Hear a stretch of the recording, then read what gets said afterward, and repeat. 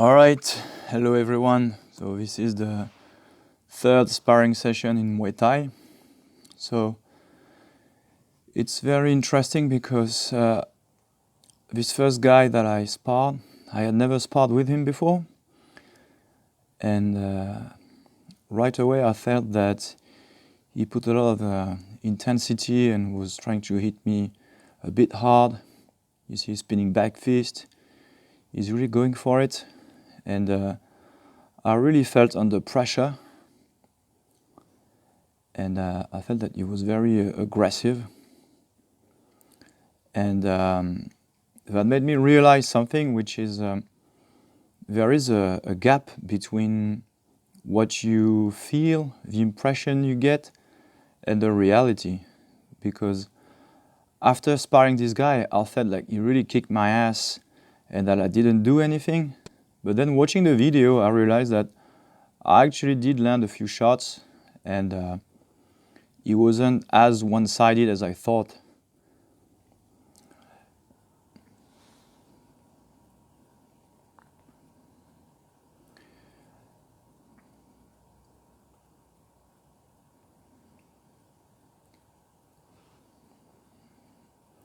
So this guy has a very sort of bouncy style. He moves a lot, which is good. I like that. He did land quite a few nice combinations. Now, in my defense, I would say that I was really tired from my week. I know it's not very nice to make excuses, but really, I wasn't feeling the best.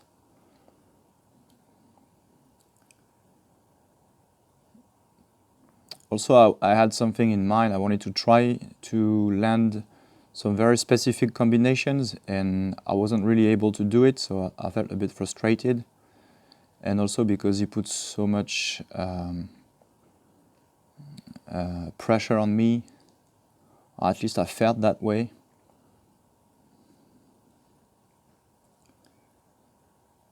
He's really moving forward with fast combinations.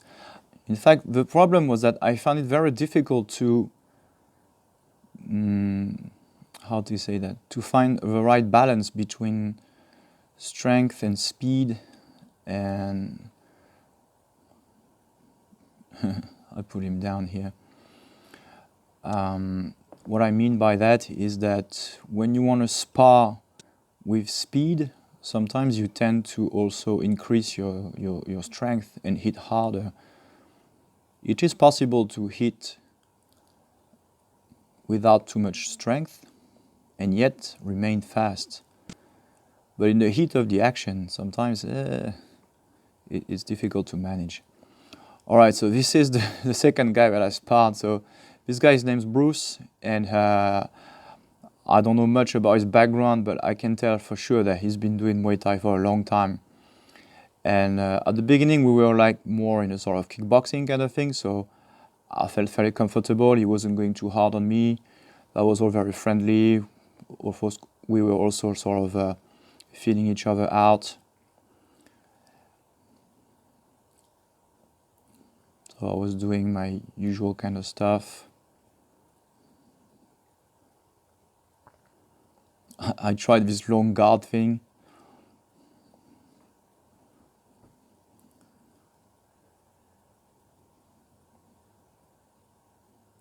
So everything was going as usual.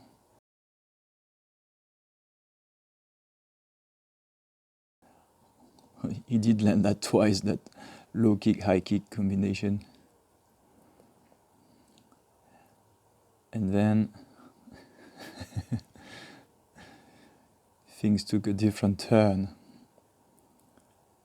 I think it's gonna be very soon.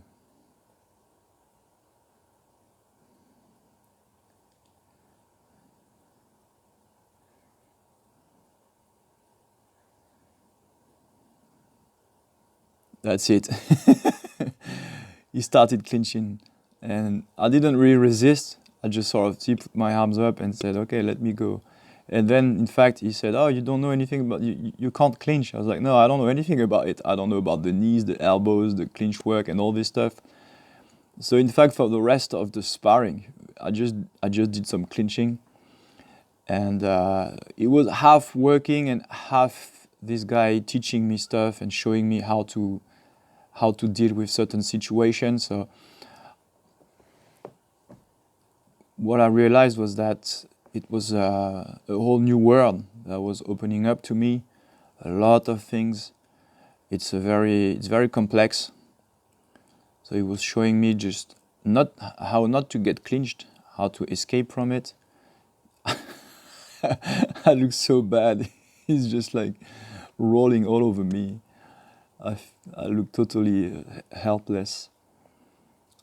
Plus, I got a tendonitis on my right elbow, and I can't really grab with my right arm. I can't pull.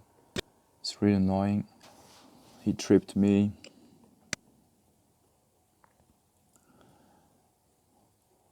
At some point, I tried also to land a few knees. Being, I got punched in the face on the exit. And then he started showing me the elbows also. And I have no protection on my elbows. And the fact that I tend to sort of lean forward and put my head down in a sort of bull kind of way, when I shell up, that's really bad in Muay Thai, because it's like it's like you're giving the guy the opportunity to grab you and clinch and then just have his way with you. But I kept going for some more, although I felt really tired and I felt really helpless and I wasn't going anywhere, I wasn't successful at anything.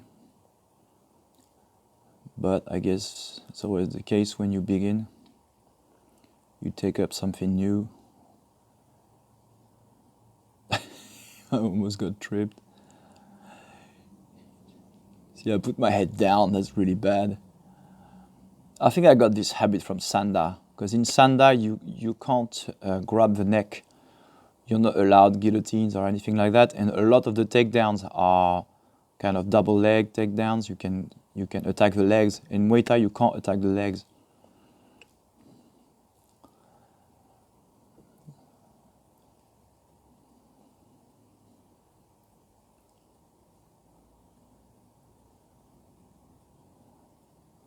Boom, got me to the floor again.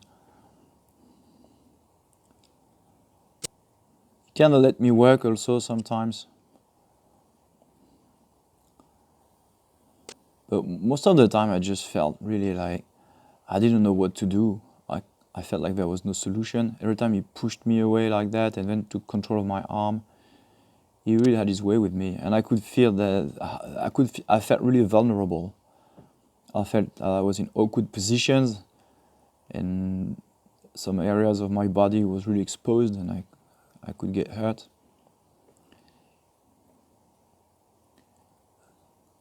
So he was nice enough to let me work and try things, and he wasn't too nasty with me. So at least that gives us an idea of where I'm at in the clinch department, and I will try to monitor my progress. I will try also to include the clinch work in my sparrings and really have some sort of Muay Thai sparring instead of just kickboxing as I did before, and try to mix everything up. If I can at least get this technique that he showed me, which is just to put your hand on your opponent's face so that he can't clinch too much. He just told me, yeah, you can land an elbow if you want. And I was like, how? I couldn't even imagine how could land an elbow. And then I just sort of thought for a minute. I was like, oh yeah, I can do it like this. He showed me many ways to land elbows. Alright, so that's it for today. You take care, have a good day, see you around.